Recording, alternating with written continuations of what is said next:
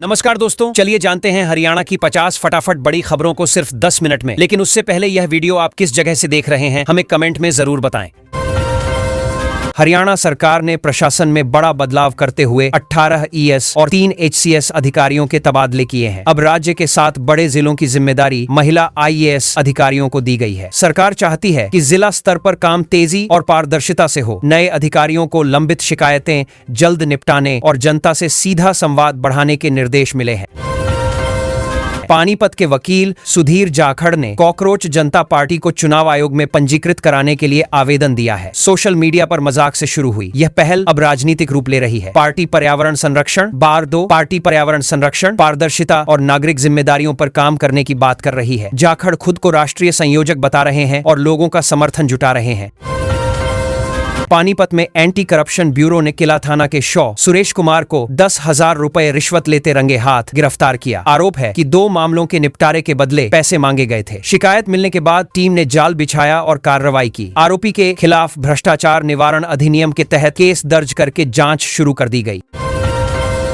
केंद्रीय मंत्री नितिन गडकरी ने हरियाणा, पंजाब और दिल्ली के राष्ट्रीय राजमार्गों की समीक्षा बैठक की। हरियाणा के 3,332 किलोमीटर लंबे हाईवे नेटवर्क की गुणवत्ता और मरम्मत पर खास चर्चा हुई। अधिकारियों को मानसून से पहले गड्ढे भरने, जल निकासी सुधारने और खराब सड़कों की शिकायतों पर तुरंत कार्रवाई करने के आदेश दिए गए ताकि यात्रियों को परेशानी न हो। हरियाणा में भीषण गर्मी लगातार लोगों की मुश्किल बढ़ा रही है। मौसम विभाग ने ज्यादातर जिलों में रेड अलर्ट जारी किया है और कई जगह तापमान 46 डिग्री पार पहुंच गया। दोपहर में सड़कें लगभग खाली दिख रही हैं। विभाग ने फिलहाल राहत की उम्मीद कम बताई है, लेकिन अगले सप्ताह तेज आंधी, बारिश और ओलावृष्टि की संभावना जरूर जताई गई है। हरियाणा सरकार ने ग्रामीण स्वास्थ्य सुविधाएं मजबूत करने के लिए 815 करोड़ रुपए मंजूर किए हैं। इस रकम से अस्पतालों, एचसी और पीएचसी केंद्रों को आधुनिक बनाया जाएगा। नए उपकरण, बेहतर वार्ड और डॉक्टरों के लिए जरूरी सुविधाएं तैयार होंगी। सरकार चाहती है कि गांवों के मरीजों को इलाज के लिए बड़े शहरों के चक्कर कम लगाने पड़े और स्थानीय स्तर पर बेहतर सुविधा मिले। हरियाणा खेल विभाग ने राज्य में 21 नए आधुनिक स्टेडियम बनाने की घोषणा की है। ये स्टेडियम खासकर ग्रामीण और छोटे शहरों में तैयार होंगे, जहां प्रतिभा तो है लेकिन सुविधाएं कम हैं। सरकार ने फर्जी खेल नर्सरियों पर भी सख्त कार्रवाई शुरू करने के निर्देश दिए हैं ताकि सरकारी मदद केवल असली खिलाड़ियों और मान्यता प्राप्त संस्थाओं तक पहुंचे। हरियाणा कृषि विभाग ने धान की सीधी बिजाई करने वाले किसानों को 4,500 रुपए प्रति एकड़ सहायता देने का फैसला किया है। सरकार भूजल बचाने के लिए किसानों को डीएसआर तकनीक अपनाने के लिए प्रोत्साहित कर रही है। योजना का लाभ लेने के लिए किसानों को मेरी फसल मेरा ब्यौरा पोर्टल पर पंजीकरण करना होगा, जिसके बाद सत्यापन करके राशि भेजी जाएगी। हरियाणा के कई शहरों में पेट्रोल और डीजल की कीमतों में हल्की बढ़ोतरी दर्ज की गई है। गुरुग्राम में पेट्रोल करीब 97 रुपए और डीजल 90 रुपए प्रति लीटर पहुंच गया है। बढ़ती कीमतों को लेकर व्यापारी और आम लोग चिंता जता रहे हैं। उनका कहना है कि ईंधन महंगा होने से माल ढुलाई और रोजमर्रा की चीजों की लागत भी बढ़ जाती है। हरियाणा के सर्राफा बाजारों में सोने और चांदी की कीमतों में अच्छी गिरावट देखने को मिली है। हिसार, रोहतक और करनाल में 24 कैरेट सोना करीब 650 रुपए सस्ता होकर 200 रुपए प्रति 10 ग्राम पहुंच गया। चांदी भी 1,200 रुपए प्रति किलो तक गिरी है। शादी के मौसम में खरीदारी करने वालों को इससे काफी राहत महसूस हो रही है।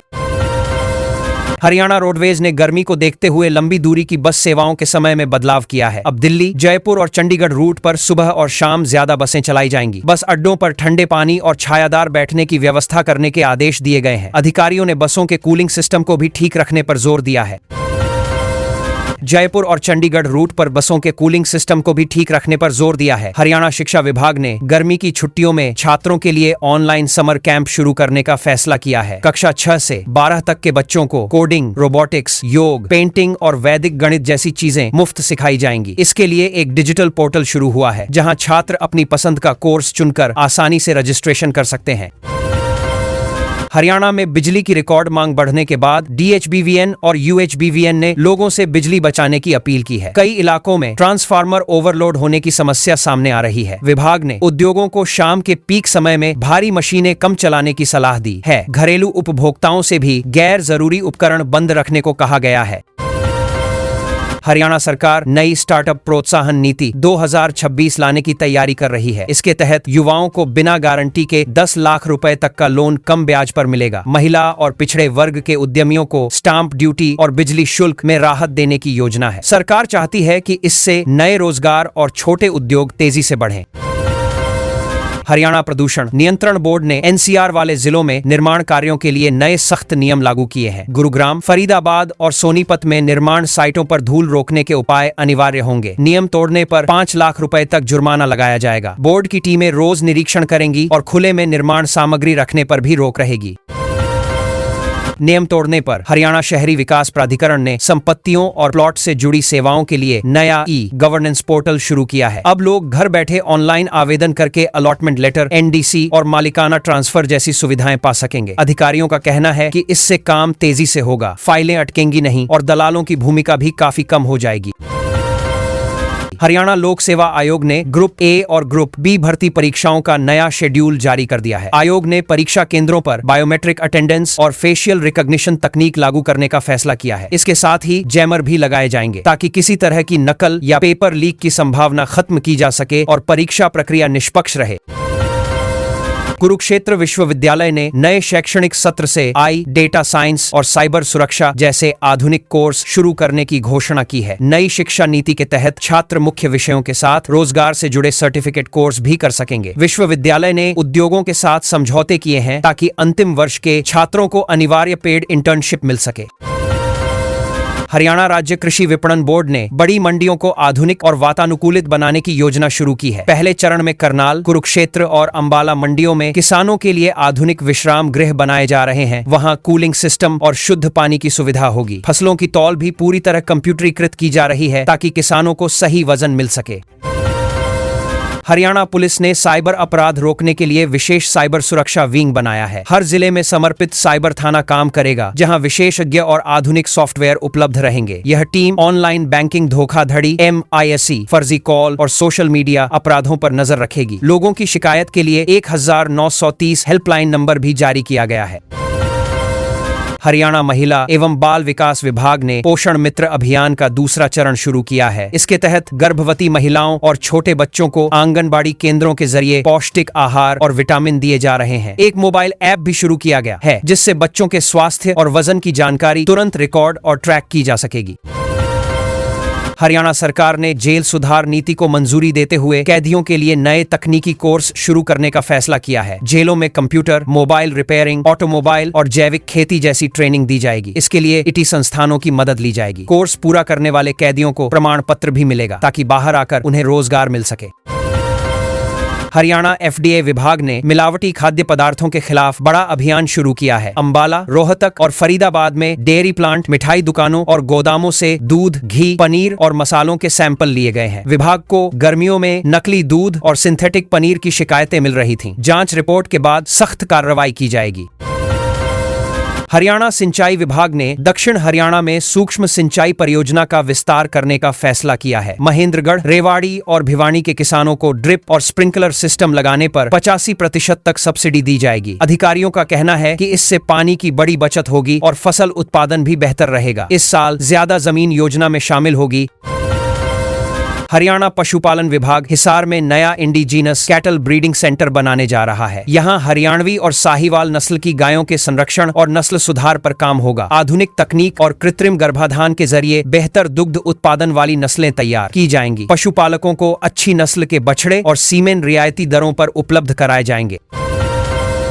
ACB की टीम ने बिजली विभाग के एक जूनियर इंजीनियर और उसके साथ जुड़े ठेकेदार को रिश्वत लेते रंगे हाथ पकड़ लिया। आरोप था कि नए बिजली कनेक्शन और ट्रांसफार्मर लगाने के बदले 1.5 लाख रुपए मांगे गए थे। शिकायत मिलते ही टीम ने जाल बिछाया और केमिकल लगे नोट लेते ही दोनों दबोच लिए। अब दोनों से पूछताछ चल रही है और विभाग के दूसरे लोगों की भूमिका भी जांची जा रही है। अवैध और बिना लाइसेंस चल रही मीट दुकानों पर हरियाणा सरकार ने सख्ती बढ़ा दी है। स्थानीय निकाय विभाग और पुलिस को संयुक्त जांच अभियान चलाने के आदेश दिए गए हैं। मंत्री ने साफ कहा कि स्वास्थ्य नियमों का पालन किए बिना कोई दुकान नहीं चलेगी। कार्रवाई में लापरवाही मिलने पर एक प्रशासनिक अधिकारी को तुरंत सस्पेंड भी कर दिया गया। कई जिलों में अब रिकॉर्ड जांच शुरू हो चुकी है। अंबाला और सोनीपत के पास एसटीएफ ने बड़ी कार्रवाई करते हुए अवैध शराब से भरा कंटेनर पकड़ लिया। पुलिस को गुप्त सूचना मिली थी कि बाहरी राज्यों में शराब सप्लाई की जा रही है। तलाशी में करीब 720 बोतलें बरामद हुई। मौके से एक तस्कर गिरफ्तार हुआ, जबकि बाकी लोगों की तलाश जारी है। पुलिस अब इस पूरे नेटवर्क की कड़ियां जोड़ रही है और दूसरे राज्यों से भी जानकारी जुटाई जा रही है। अनुबंध कर्मचारियों के परिवारों के लिए हरियाणा सरकार ने बड़ी राहत वाली घोषणा की है। अब ड्यूटी के दौरान किसी कर्मचारी के साथ अनहोनी होने पर उसके परिवार को 3 लाख रुपए की आर्थिक मदद सीधे खाते में दी जाएगी। सरकार का कहना है कि सहायता बिना देरी पहुंचे, इसके लिए अलग व्यवस्था बनाई जा रही है। इस फैसले से हजारों आउटसोर्स और कॉन्ट्रैक्ट कर्मचारियों में भरोसा बढ़ा है। अब हरियाणा में ईद उल जुहा की सरकारी छुट्टी बदली हुई नई तारीख पर होगी। सामान्य प्रशासन विभाग ने चांद दिखने और धार्मिक कैलेंडर को ध्यान में रखते हुए नई अधिसूचना जारी कर दी है। सभी सरकारी दफ्तरों, स्कूलों और संस्थानों को तुरंत आदेश लागू करने के निर्देश मिले हैं। बदलाव के बाद कर्मचारियों और आम लोगों में छुट्टी को लेकर बना भ्रम भी काफी हद तक खत्म हो गया है।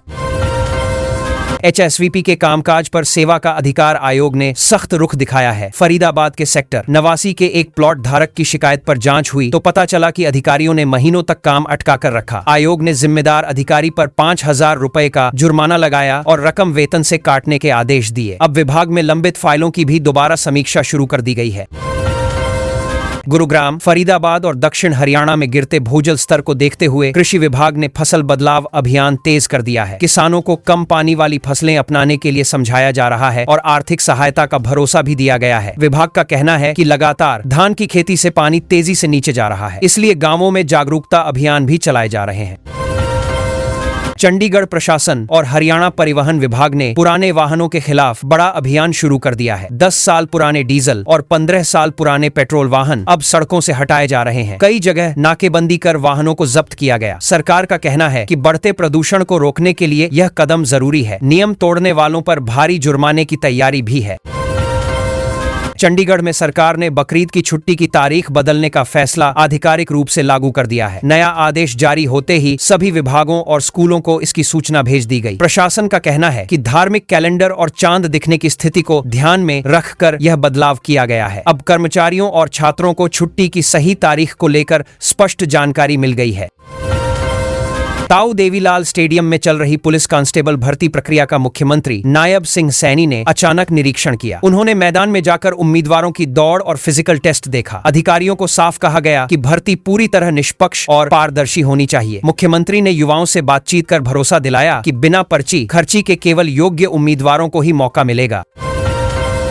पंजाब एवं हरियाणा हाईकोर्ट से जुड़े पुराने एचसीएस भर्ती मामले पर सुप्रीम कोर्ट ने सख्त रुख दिखाया है। अदालत ने जांच अधिकारी को सभी मूल रिकॉर्ड और सबूत लेकर पेश होने के निर्देश दिए हैं। मामला साल 2001 की भर्ती परीक्षा में कथित गड़बड़ी से जुड़ा है। अब सुप्रीम कोर्ट पूरे रिकॉर्ड की गहराई से जांच करना चाहता है ताकि पुराने फैसले की सही स्थिति साफ हो सके।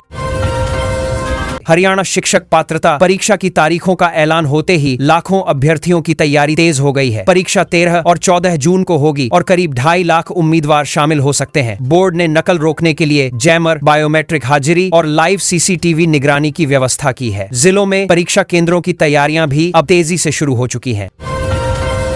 नौतपा शुरू होते ही हरियाणा में गर्मी ने लोगों की परेशानी बढ़ा दी है। मौसम विभाग ने सिरसा, हिसार, रोहतक और गुरुग्राम समेत कई जिलों में तेज लू चलने की चेतावनी दी है। डॉक्टरों ने लोगों को दोपहर में बाहर कम निकलने और ज्यादा पानी पीने की सलाह दी है। किसानों को भी सुबह या शाम हल्की सिंचाई करने को कहा गया है ताकि फसलें गर्मी से बच सकें।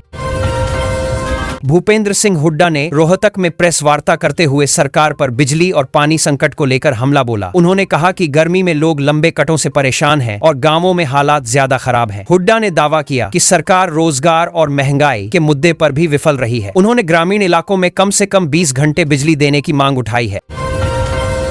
गेहूं खरीद सीजन खत्म होने के बाद अब किसानों के भुगतान की प्रक्रिया तेज कर दी गई है। सरकार के मुताबिक अधिकांश किसानों के खाते में पैसा भेजा जा चुका है, जबकि रुके मामलों की अलग से जांच हो रही है। जिला स्तर पर अधिकारी लगाए गए हैं ताकि तकनीकी गलती जल्दी सुधारी जा सके। किसानों को उम्मीद है कि अगली बुवाई से पहले पूरा भुगतान मिल जाएगा।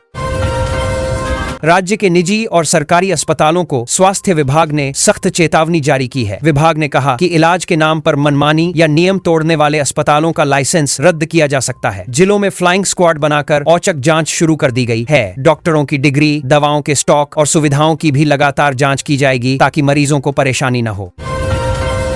हरियाणा में मृत शिक्षकों के परिवारों को राहत देने के लिए शिक्षा विभाग ने नए निर्देश जारी किए हैं। अब लोन माफी से जुड़ी फाइलों को तय समय में निपटाना जरूरी होगा। विभाग ने साफ कहा कि बेवजह देरी होने पर संबंधित क्लर्क और ब्लॉक शिक्षा अधिकारी जिम्मेदार माने जाएंगे। परिवारों को आर्थिक परेशानी से बचाने के लिए जिलों में निगरानी भी बढ़ा दी गई है।